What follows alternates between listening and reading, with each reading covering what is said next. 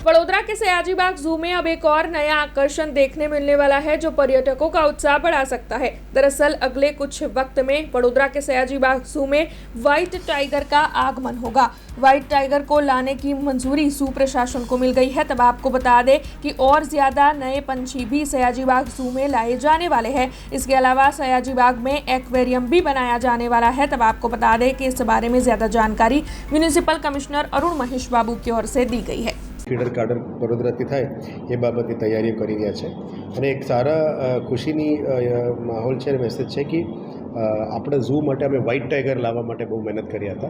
ટૂંક સમયમાં Kamati Baug ઝૂમાં white tiger પણ આવવાના છે। આજે અમે CZAની મંજૂરી મળી ગઈ છે એટલે નવું એક આકર્ષણ મળશે પબ્લિક માટે। અને 2 મહિના પહેલાં પણ અમે સ્ટેન્ડિંગ કમિટીમાં ક્લિયર થઈ હતી। નવું પક્ષીઓ પણ લાવવા માટે જે મહેનત કરી હતી એ પણ ટૂંક સમયમાં આવી જવાના છે। અને ફ્યુચરમાં કમાટીબાગની અંદર જે રીતનું અમદાવાદમાં નવું એક્વેરિયમ બની છે આ રીતનું એક માઇનર એક્વેરિયમ પણ અમે કરવાનું નક્કી કરી રહ્યા છે, જેથી કરીને વડોદરાવાસીઓને પણ આવા એક એક્વેરિયમ જોવા મળે, જેથી કરીને બાળકો લઈ જઈ શકે, નિહાળી શકે।